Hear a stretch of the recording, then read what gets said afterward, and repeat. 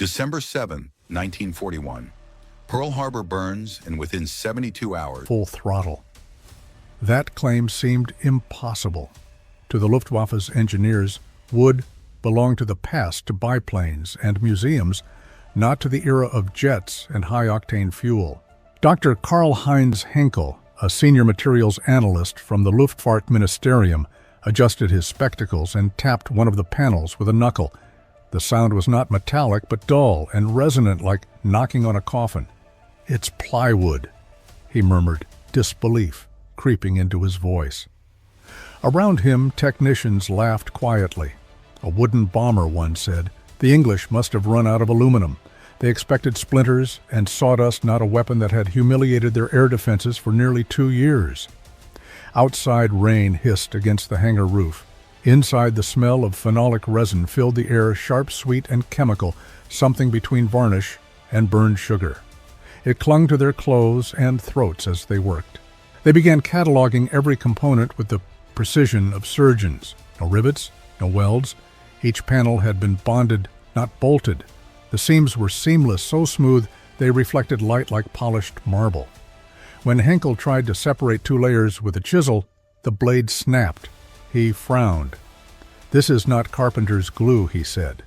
"Whatever they used, it's stronger than the wood itself." His assistant suggested it might be some kind of resin, perhaps bakelite.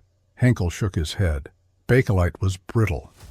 This was elastic, heat-resistant, almost alive. He placed a fragment under a magnifying lens and saw fibers fused together like the grain of living tissue. What unsettled them most was the craftsmanship. Each curve of the fuselage had been molded with a sculptor's precision. The British had built an airplane the way one builds a violin, layer by layer, tone by tone. Every contour served a purpose, reducing drag, channeling air, hiding strength beneath elegance. As the Germans measured, recorded, and photographed, something strange happened. The laughter faded. The more they touched the Mosquito, the less they mocked it. They began to sense intelligence behind every joint, as if the craftsmen who built it had anticipated their disbelief. By midnight, the floor was littered with sawdust sketches and coffee cups. Henkel sat back, rubbing his temples, surrounded by fragments that refused to make sense. The numbers on his clipboard didn't lie. This toy airplane had achieved speeds that their best metal bombers couldn't match. Somehow, wood had defeated steel. He looked at the pale curve of a wing root under the light and whispered to himself, "How?" The irony gnawed at him. Germany, the land of precision engineering, was being outpaced by a bomber glued together in furniture factories. Outside, the hum of night bombers echoed faintly over the city, the distant sound of an empire eroding. In that hangar, among the scent of glue and wet wood, something shifted. The question was no longer whether the Mosquito worked, but why and what secret hid within the glue that made it unstoppable. In 1938, when the world of rain in 6 hours, and the very real possibility of Japanese bombing runs, the standard army tent costs $12 but lasts 1 month in jungle conditions. A wooden barracks building costs $8,000 and requires a construction crew for 6. England walked alone through his workshop, past the half-finished frames glowing under lamps. He placed his hand on one of the laminated panels and felt the warmth from the curing glue. It was smooth, alive with promise. The world would never see war the same way again. A bomber built from furniture wood had just proven that imagination could outrun fear. When the Mosquito entered combat, it carried no guns, no gunners, and no illusions. Its survival depended entirely on mathematics. The first operational squadrons that received the aircraft in 1941 stared at it with quiet disbelief. Pilots who had flown lumbering Blenheims and Wellingtons were now expected to fly a bomber that looked more like a racing plane, slim, graceful, and unprotected. The crew consisted of only 2 men, a pilot and a navigator, seated shoulder to shoulder in a cockpit barely large enough for both. There was no rear gunner to cover their backs, no armor plate between them and the flak bursts waiting beyond the clouds. The flight manual was brutally simple. If intercepted, do not fight, run. Keep the throttle wide open and trust in the Merlin engines. The Air Ministry, once skeptical, had now become obsessed with the Mosquito's speed. Official tests at Boscombe Down had clocked the aircraft at nearly 400 miles per hour, faster than any operational fighter in the Luftwaffe's inventory. But numbers on a chart and survival in enemy airspace were not the same thing. The Mosquito would have to prove that speed alone could replace armor. Its baptism came on September 20th, 1941, when a formation of Mosquitoes from No. 105 Squadron took off from Swanton Morley for their first daylight bombing raid over Oslo. The mission objective was precise: hit the Gestapo headquarters and escape before enemy fighters could react. At 50 feet above the sea, the bombers streaked toward Norway, their wooden wings slicing through spray and mist. Radar stations detected them too late. When the alarm reached Luftwaffe command, the Mosquitoes were already on their return course. German fighters scrambled from Stavanger but never closed the gap. Witnesses on the ground reported a ghostly roar followed by silence, as if the bombers had vanished into thin air. Every aircraft returned to base unscathed. The next test was far bolder. In January 1943, a Mosquito reconnaissance flight penetrated deep into Berlin airspace in broad daylight. The city's sirens wailed for the first time in months, not because of a massive raid, but because of two unarmed bombers flying faster than the defending fighters. The Luftwaffe's radar operators watched the blips on their screens accelerate beyond pursuit. When the Mosquitoes dropped their 500-pound bombs on the capital, Hermann Göring himself was in conference. Furious, he shouted that the attack was a personal insult. He ordered interceptors to chase the intruders at all costs. None succeeded. By early 1943, Mosquito crews had begun to understand the machine's rhythm. At 25,000 feet, it danced above flak bursts like a leaf on a storm. The laminated wood absorbed vibrations that would have cracked metal skins. Even direct hits often failed to ignite fires. The absence of aluminum meant fewer sparks and less fuel vapor ignition. Pilots described it as flying a living thing, flexible, forgiving, responsive. One crew, returning from a low-level raid over Cologne, recounted how tracer fire chased them through the Rhine Valley. The shells seemed to float beside us, then fall away. It was as if the air itself was protecting us. The Mosquito's reputation spread quickly among both sides. British newspapers called it the Wooden Wonder. German pilots called it der Teufel aus Holz, the Devil of Wood. Its effect on morale was immediate. Luftwaffe squadrons stationed in occupied Europe received new standing orders. If a Mosquito is sighted, do not pursue unless conditions are perfect. The aircraft could not be caught in level flight, and in dives it accelerated beyond structural safety limits for German planes. Each mission added new legends. In February 1943, Mosquitoes from No. 105 and 139 squadrons executed one of the most daring precision strikes of the war. The daylight raid on Berlin scheduled to coincide with a speech by Göring himself. As his words echoed through the Reichstag, the windows rattled with the shock of explosions. The timing was so perfect that German propaganda censors couldn't hide the humiliation. The unthinkable had happened. Wooden bombers had struck the heart of the Third Reich and escaped without loss. The success changed everything. The Royal Air Force began redesigning operations around the Mosquito's unique blend of speed and stealth. It became the preferred aircraft for how the temporary tents collapse during storms and send men scrambling in the mud at 0300 hours. The Medical Corps reports that respiratory infections are hospitalizing more men than enemy action in some sectors. This isn't just about comfort, it's about maintaining a fighting force that doesn't rot away before seeing combat. The call goes out to American engineering engines, but they could not copy the soul of the Mosquito, the glue that turned fragile wood into a weapon. As they packed their samples for Berlin, the smell of the British resin still hung in the hangar, sweet, sharp, unyielding. Henkel lingered a moment longer, running a gloved hand over the splintered wing.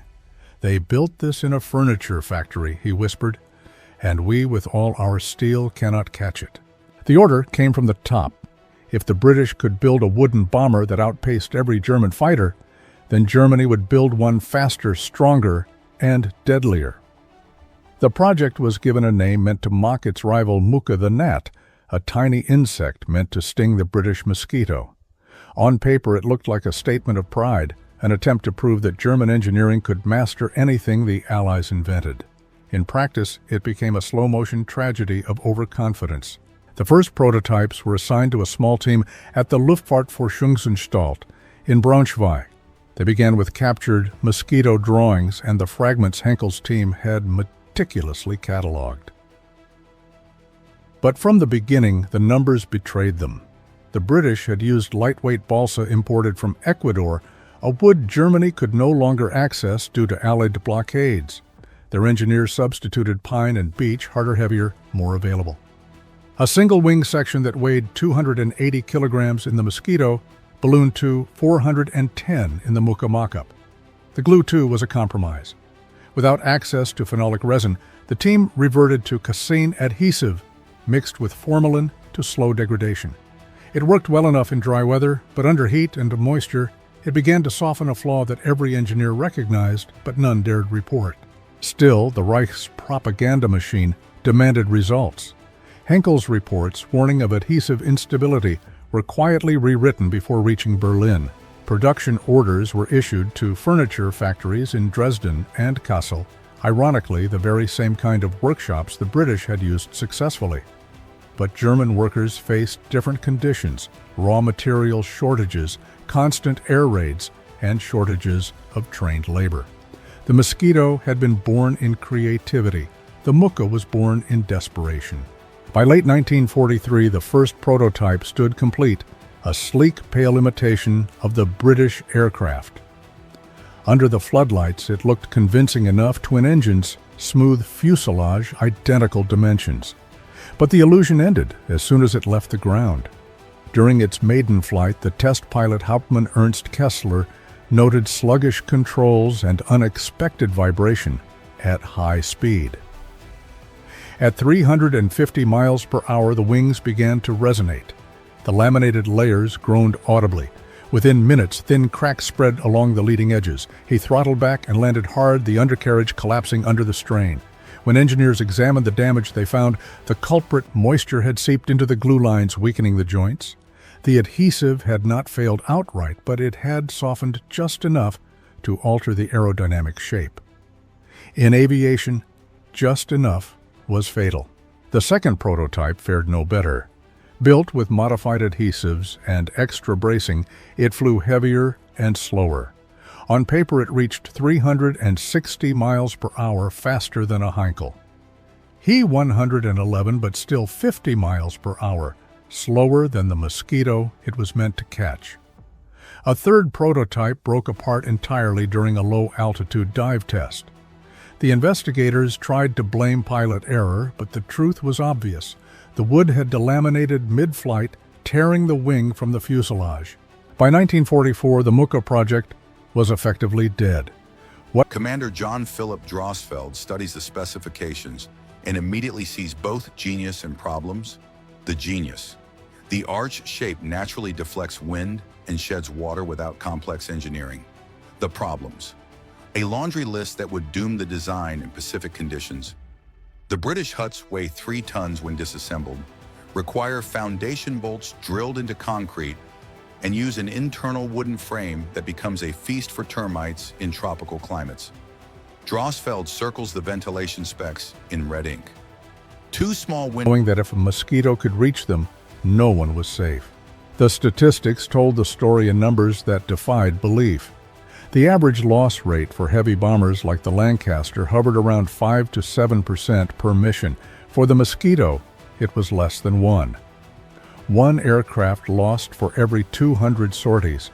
It meant that a Mosquito crew, unlike their comrades in the slower armored bombers, could survive dozens of missions. Pilots began to joke grimly that flying a Mosquito was safer than walking across Piccadilly after dark. But behind the humor lay something extraordinary. An unarmed aircraft had become the most survivable machine in the Royal Air Force. Inside Germany, the disbelief turned into humiliation. Every intelligence report that crossed Hermann Göring's desk was another wound to his pride. He had once promised Hitler that the Luftwaffe would maintain absolute air superiority. Now British bombers made daily visits to Berlin. And the most infuriating of them all, the Mosquito seemed to choose its timing for maximum insult. In January 1943, it had dropped bombs on Berlin, just as Göring began a radio address. In January 1944, it repeated the stunt during another high-profile meeting. Both times, it escaped untouched.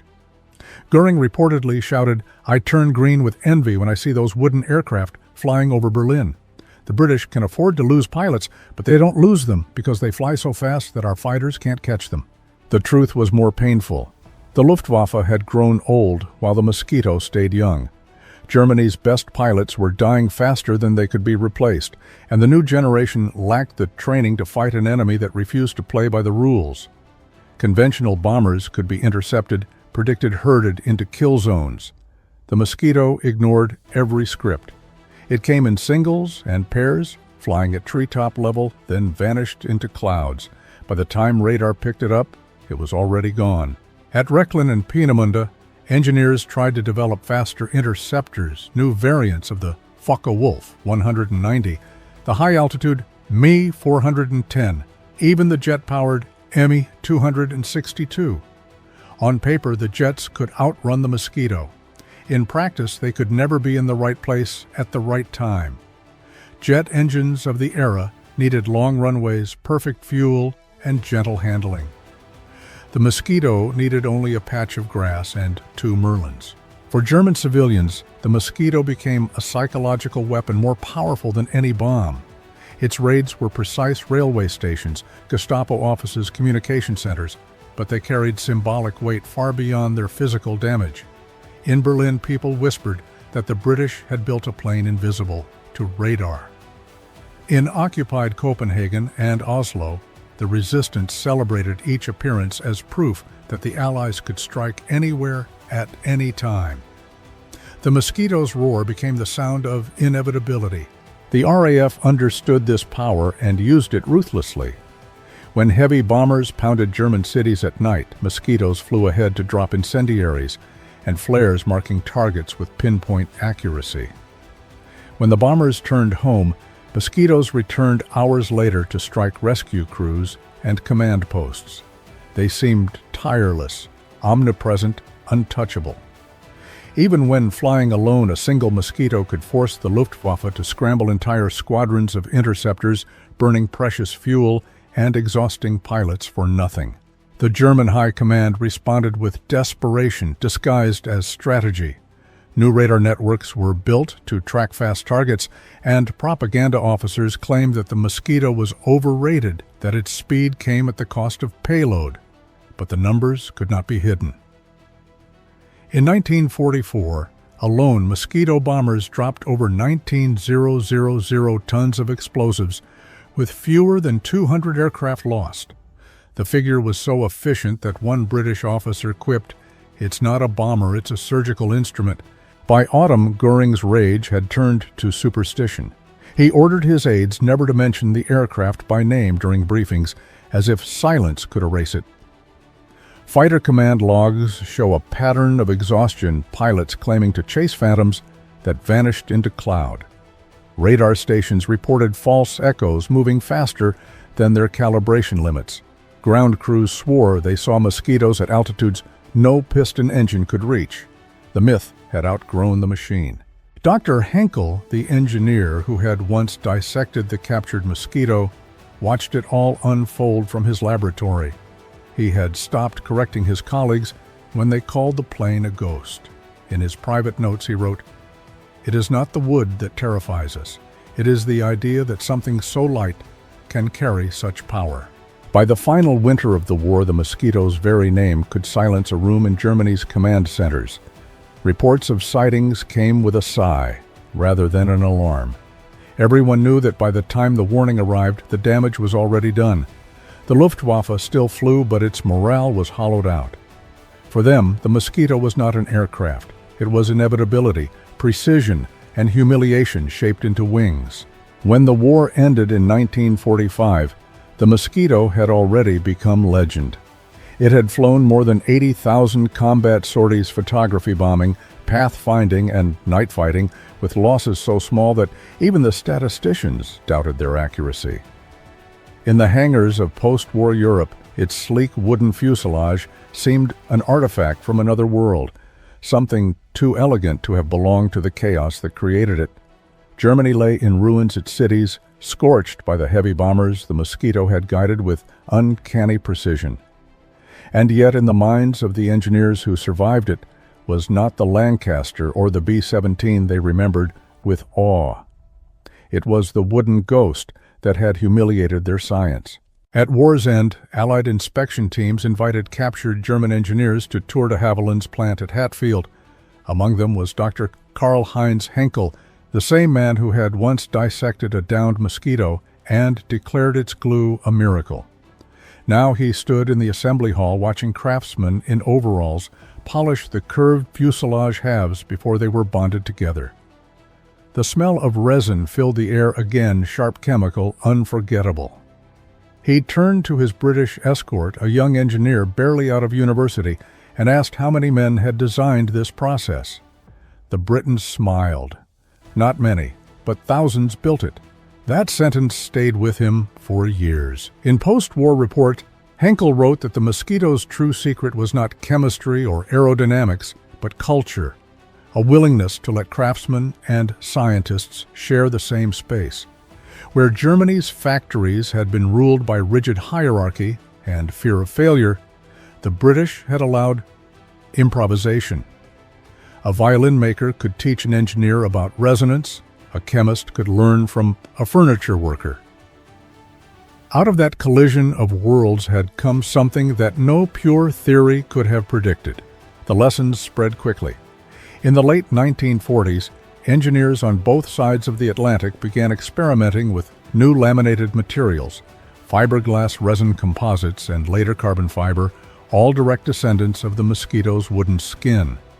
What had been born from scarcity became the foundation of abundance.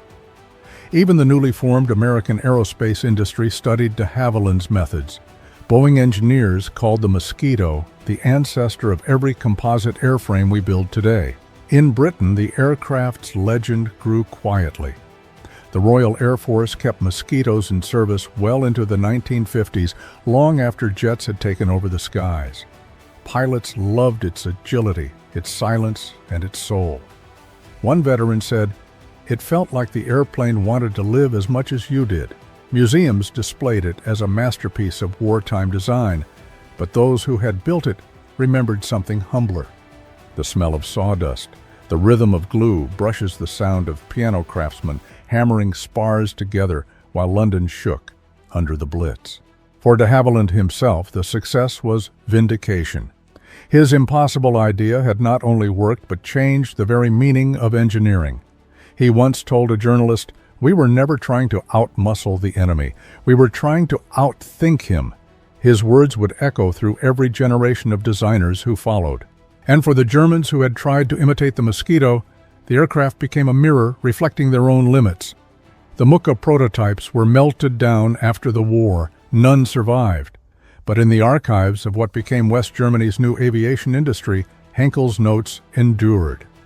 The final line of his last wartime journal read, "They proved that imagination, when disciplined by necessity, is stronger than steel." Time transformed the Mosquito from a weapon into a lesson. It taught that progress sometimes comes not from abundance but from desperation, not from metal and muscle, but from daring to see beauty in the ordinary. Out of plywood and glue had risen a machine that terrified an empire and redefined what was possible. Today, historians still debate whether the Mosquito was the greatest aircraft of the Second World War. But the numbers speak for themselves: faster than any fighter of its era, lighter than any bomber, and deadlier to the enemy's pride than to its troops. When you walk past one in a museum, its surface still gleams like varnished oak. You can almost smell the resin, the ghost of that glue that once defied an empire. The men who built it are gone now, their names scattered across archives and airfields. Yet their idea remains alive every time a modern airliner takes off with composite wings or a spacecraft launches wrapped in resin and fiber. They proved that technology is not born from comfort, but from courage, the courage to build what everyone else calls impossible. So the next time you see a Mosquito's photograph slender, smooth, and silent, remember what it represented. Not just British ingenuity, not just wartime necessity, but the moment when imagination outran fear. If you believe that true strength lies in daring to dream beyond logic, comment #1 below.